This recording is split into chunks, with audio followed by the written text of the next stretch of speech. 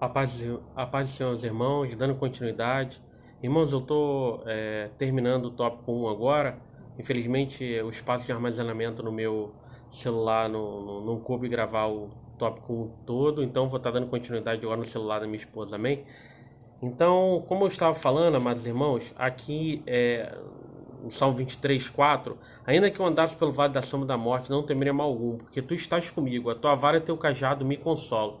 Irmãos, nós vemos que o pastor, eu achei bastante interessante, uma parte que eu pesquisei na internet, assisti um vídeo, muito interessante com relação à vara, ao cajado, a utilidade da vara, do cajado, em três formas. Nós temos o cajado para conduzir, né, para guiar. Então a ovelha, o pastor de ovelha, às vezes pega e bate um pouquinho assim de leve, disciplinando aquela ovelha para ela voltar para o caminho, para voltar para o rebanho. Nós temos aquela parte que tem o arco, né, do cajado, para poder o pastor capturar, né, resgatar a ovelha, que muitas das vezes ela cai em locais de difícil acesso, em que o braço não vai dar para alcançar, então ele pega a vara e puxa aquela ovelha que está ferida, que está com dificuldade de sair de determinado local. E nós temos também a outra parte, que é a lança, que é a ponta do cajado. A ponta do cajado, muitas das vezes, é acoplado, pelo que eu vi, e no caso, então, é puxado e aquela ponta vira como se fosse uma lança, justamente para o quê? Para afastar os animais perigosos, afastar os animais selvagens, predadores, para não atacarem ali as ovelhas do rebanho. Então, como acontece com o pastor, essa representação é muito interessante com relação ao nosso Deus também. Deus, como nosso pastor, tem a necessidade, muitas das vezes, nos corrigir, nos disciplinar com a vara, nos corrigir por determinada situação que nós estamos fazendo, que não está agradando a Ele, para a gente voltar para o caminho correto. Da mesma forma, como quando estamos feridos, quando estamos numa situação de dificuldade, Ele também vai com o seu cajado e também nos puxa, nos resgata, entendeu? E nos ajuda nesse momento de dificuldade. Nosso Deus faz isso conosco constantemente. E também nos protege a todo tempo, como diz que o nosso inimigo anda ao nosso derredor. Mas ao nosso redor estão os anjos do Senhor, que é enviado do Senhor. A palavra de Deus fala, né, que o inimigo está ao nosso derredor, bramando como leão, a quem possa tragar, entendeu? Então, mas Deus está a todo tempo nos protegendo, nos cercando, com seu escudo e broquel, nos dando a proteção. Então, isso é que eu achei bastante interessante com relação a essa parte do cajado, da vara, né, e também que é utilizado como lança. Assim como Davi também utilizava a funda, também era um outro instrumento utilizado para a defesa, justamente ali do rebanho. Vamos estar vendo aqui o tópico 2, sem perca de tempo, as necessidades da ovelha. O presente saltério não só anuncia as qualidades do pastor, mas também destaca as necessidades da ovelha. Necessidade de proteção. Davi tinha pleno conhecimento das necessidades das ovelhas, pois exerceu a função pastoral. Sabia que ovelha não tem garras e habilidades para lutar, podendo ser facilmente atacadas por predadores e por isso precisavam ser conduzidos a um lugar seguro. Nesse sentido, afirma: tua vara e teu cajado me consolam. O pastor utiliza a vara para afugentar ou lutar com os animais selvagens, traiçoeiros e perspicazes, evitando que este mate as ovelhas. Davi, embora tivesse poder e riqueza, tinha plena convicção de que somente seu pastor poderia lhe proteger. A atualidade tem demonstrado que muitas pessoas se sentem autossuficientes. As mensagens têm deixado de falar de Cristo, do pecado e da sujeira do coração humano. No entanto, não somos autossuficientes, necessitamos da proteção do Senhor.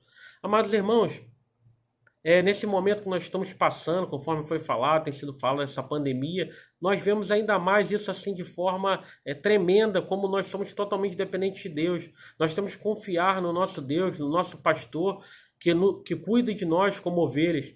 Então aqui é interessante uma parte que eu separei aqui pesquisando, de algumas características das ovelhas, interessante para os irmãos. Uma delas a ovelha é o único animal terreno que não possui defesa alguma. Ela é totalmente vulnerável, ela fica no fim da cadeia alimentar. Não sabe se defender e não tem habilidade de luta. Então a ovelha, diferente de outros animais, ela não tem garras, ela não tem dentes afiados, ela não tem um veneno para poder estar afugentando o inimigo, né? Então a ovelha é totalmente dependente. Assim como a ovelha somos nós. Nós somos dependentes, totalmente dependentes do nosso Deus.